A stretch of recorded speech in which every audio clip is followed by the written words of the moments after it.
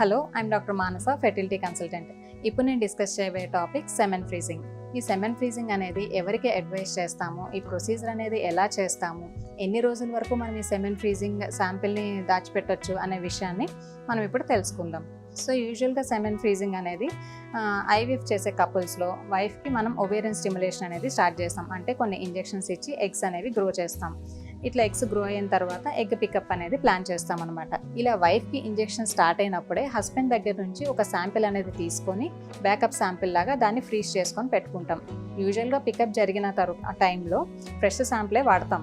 But కొన్ని కండిషన్స్లో maybe husband ఏమైనా అబ్రాడ్లో ఉన్నా, హస్బెండ్కి ఏమైనా ఫీవర్ లాంటి ఇష్యూస్ ఏమైనా ఉన్నా, లేదా స్ట్రెస్లో ఏమైనా ఉన్నా శాంపిల్ ఒక్కొక్కసారి ఇవ్వలేకపోవచ్చు. సో ఇలాంటి కండిషన్స్లో మనం ఒక బ్యాకప్ శాంపిల్ ఫ్రీజ్ చేసింది అది యూజ్ చేస్తాం అన్నమాట. నెక్స్ట్ అజూస్పర్మియాలో యూజువల్గా స్పర్మ్స్ అనేవి ఉండవు ఇటువంటి పేషెంట్స్లో.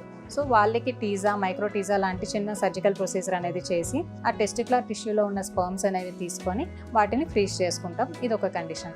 నెక్స్ట్ కొంతమంది ఇండివిజువల్స్కి టెస్టిక్యులర్ క్యాన్సర్ అనేది ఉంటుంది. ఇలాంటి వాళ్ళు కీమోథెరపీ, రేడియోథెరపీ లాంటి ట్రీట్మెంట్స్ తీసుకోవాల్సి వస్తుంది. ఇలాంటి ట్రీట్మెంట్ వలన స్పర్మ్స్ డ్యామేజ్ అయ్యే అవకాశం కూడా ఉంటుంది. సో ట్రీట్మెంట్కి వెళ్ళక ముందే వాళ్ళ శాంపిల్స్ అనేవి ఫ్రీజ్ చేసుకున్నట్లయితే ఫ్యూచర్లో వాళ్ళు ప్రెగ్నెన్సీ ప్లాన్ చేసుకోవాలనుకున్నప్పుడు ఈ ఫ్రోజన్ శాంపిల్ని యూజ్ చేసుకోవచ్చు. అలానే కొంతమంది ఇండివిజువల్స్ లైక్ ఫెమోరల్ హెర్నియా కానీ, ఇంగ్వేలన్ హెర్నియా ఉంది, వాళ్ళు సర్జరీ ప్లాన్ చేసుకుంటున్నారు అనుకున్నప్పుడు కూడా సర్జరీకి ముందు ఒక శాంపిల్ అనేది బ్యాకప్ శాంపిల్ పెట్టుకోవచ్చు. ఎందుకు అంటే డ్యూరింగ్ ద సర్జరీ ఏమైనా చిన్న రిప్రొడక్టివ్ ఆర్గాన్స్కి ఏమైనా డ్యామేజ్ జరిగినట్లయితే ఫ్యూచర్లో ఇష్యూస్ ఉంటాయి కాబట్టి బ్యాకప్ శాంపిల్ అనేది యూజ్ చేసుకోవచ్చు. ఇంకా కొంతమంది మెన్ ఉంటారు, ఏజ్ మోర్ దాన్ 35 years ఉండి వాళ్ళు ఇప్పుడే ప్రెగ్నెన్సీ ప్లాన్ చేసుకోవాలనుకోవట్లేదు అనుకున్నప్పుడు వాళ్ళు ఇప్పుడు శాంపిల్ని ఫ్రీజ్ చేసుకొని తర్వాత ప్రెగ్నెన్సీ ప్లాన్ చేసుకోవాలి అనుకున్నప్పుడు ఈ శాంపిల్ని యూజ్ చేసుకోవచ్చు అనమాట. సో ఇటువంటి కండిషన్స్లో మనం స్పర్మ్ ఫ్రీజింగ్ అనేది యూజువల్గా పేషెంట్స్కి అడ్వైస్ చేస్తూ ఉంటాం. అయితే ఈ స్పర్మ్ ఫ్రీజింగ్ అనేది ఎలా చేస్తాము అంటే పేషెంట్కి యూజువల్గా వైరల్ స్క్రీనింగ్ అది అయిన తర్వాత స్టెరైల్ కండిషన్స్లో సెమెన్ శాంపిల్ అనేది తీసుకుంటారనమాట. దాని తర్వాత సర్టెన్ మీడియా అనేది యాడ్ చేసి సెంట్రిఫ్యూజ్ చేసుకుంటాం.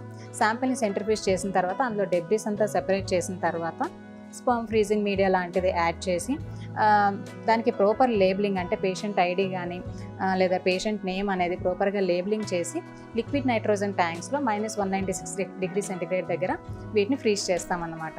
ఈ టోటల్ ప్రొసీజర్కి మినిమం 30 to 45 minutes పడుతుంది. అయితే ఈ స్పర్మ్ ఫ్రీజింగ్ శాంపిల్ అనేది ఎక్కడ చేస్తారు అంటే రిజిస్టర్డ్ ART క్లినిక్స్లో చేస్తారు. అయితే according to ICMR guidelines minimum ఈ శాంపిల్ని 5 years వరకు స్టోర్ చేసుకోవచ్చు అనమాట.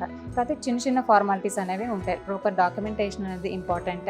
మీ ఆధార్ కార్డ్ వెరిఫికేషన్, కన్సెంట్స్ అనేవి ఈ చిన్న ఫార్మాలిటీస్ అనేవి ఉంటాయి. ఇలా మీ శాంపిల్ని ఫ్రీజ్ చేసుకొని ఫ్యూచర్లో ఫెర్టిలిటీ కోసం అనేది యూజ్ చేసుకోవాలి అనుకున్నప్పుడు ఈ సెమెన్ ఫ్రీజింగ్ అనేది మీకు హెల్ప్ఫుల్గా ఉంటుంది. Thank you.